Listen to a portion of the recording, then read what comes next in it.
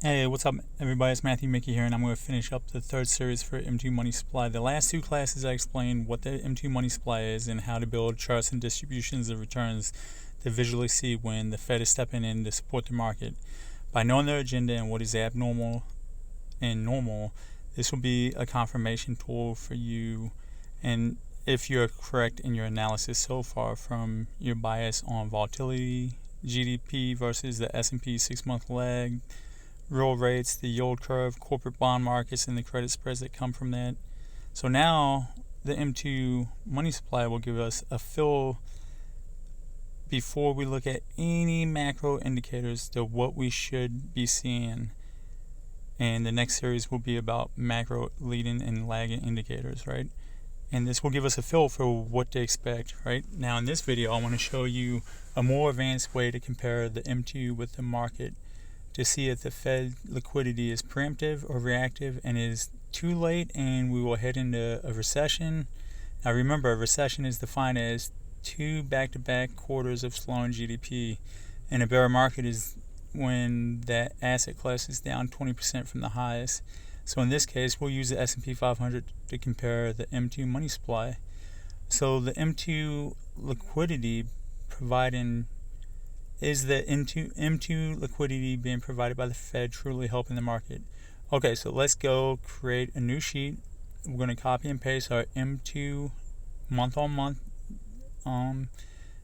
data into there along with the rate of change data. Alright, so now just go to Yahoo or Investopedia or NASDAQ, but be flexible because they like to crash a lot, so you always have to have a backup plan.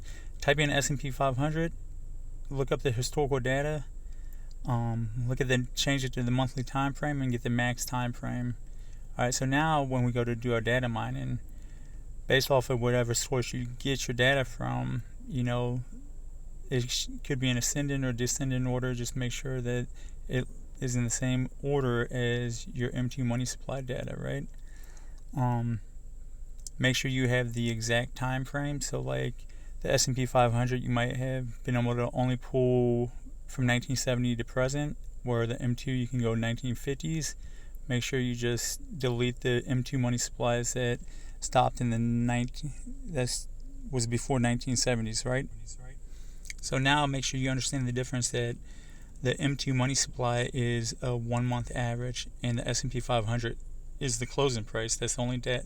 You don't need any other data besides the closing price for the S&P 500, so delete it. Alright, so now make a line chart of the S&P 500 data, and I'm not going to show you how because we talked about that in the last video. So if you don't know how, refer to the last video. Okay, so make the line chart with the S&P 500 data and then add M2 growth as a column. This is what we see. So first and foremost, we want to change the M2 money to the axis for the x-axis down lower. We want to color it, delete the gaps, and add it as a secondary axis, and ensure that the y-axis is in a percentage versus just a number. Okay, and it should look like this. And so that's still not clear enough for us to read. So we're going to take the S&P 500. We're going to make it a thinner line. And as you can see, that the scale for the S&P 500 does not do it justice. So we want to change it to a logarithmic chart to see percent change over time. This will compare effects. This will allow comparing effects to be clearer. Where the regular chart of the S&P 500 paints a false picture for us, it makes the left-hand side of the chart look like there was no percentage change. In fact, there was just as much as there is today. So now, right-click on the S&P 500 line, go to the right, and go to the logarithmic, click on it, and it will populate it as 10. So this means for every constant high that changes in this case, I have it set up to 4 quarters, it will multiply that by 10. I prefer 2, as you can see, and then I'm just going to change the minimum bound of the y-axis for the S&P to 50. Now it doesn't look as skewed before, and you can tell the chart how you want, and it, instead of seeing the absolute value, you can see the real change during the timeline. And it makes it clearer, but let's design this to show us which month had abnormal growth by filtering the data and the dates by percentiles. Now, percentiles are just intervals that represent the top 1%, 2%, 3%, etc. of the data.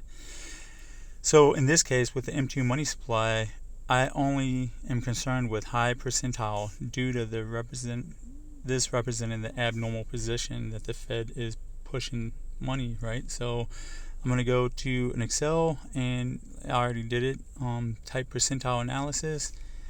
As I did, I'm going to title it percentile analysis, so I can see how much data falls below that percentages. So equals percentile.inc, and now I'm going to choose the M2 month-over-month data set, and then follow the formula that's in the bar right there, and it lines it up like this. So now I can see that the top 5 percentile has a 1 point whatever that number, 1 point something percentile of the data falls below that, right? So if I did the 1%, top 1 percentile, it would be the 99 slot, right?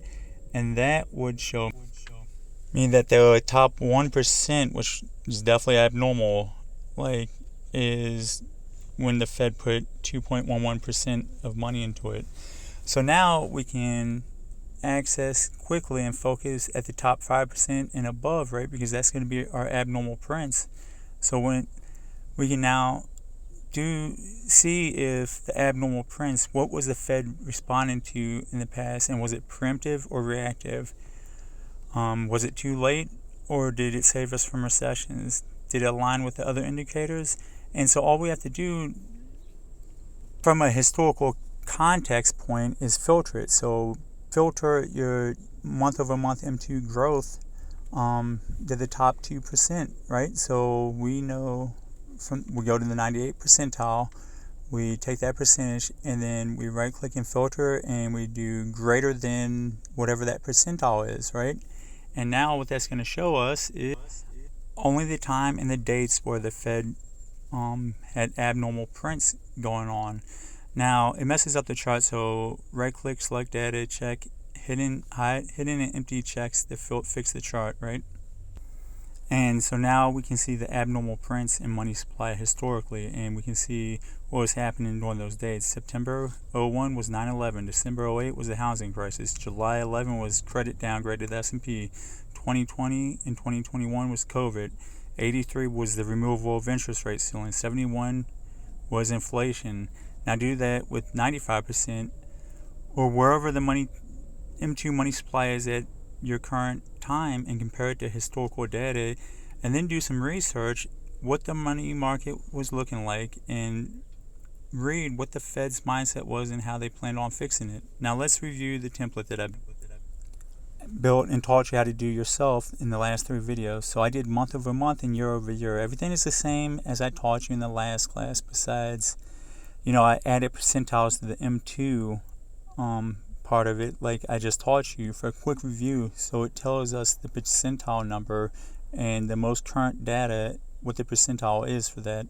So year on year, it's just it shows me the consistency of the Fed providing liquidity compares to most months, and I can use that to confirm the bias that I'm going towards. Now, I do the same process, but from a last 2-year standpoint with all of my charts I ever build, just so I can have a long-term, a medium-term, and a near-term view of this all, right? So you can use this with any stock, index, sector, any data, because you just built the template. I used this to teach you the M2 money supply, but it can be applied anywhere, and you don't have to change anything. You just switch out the data with column A and B. Hopefully this helped. Later.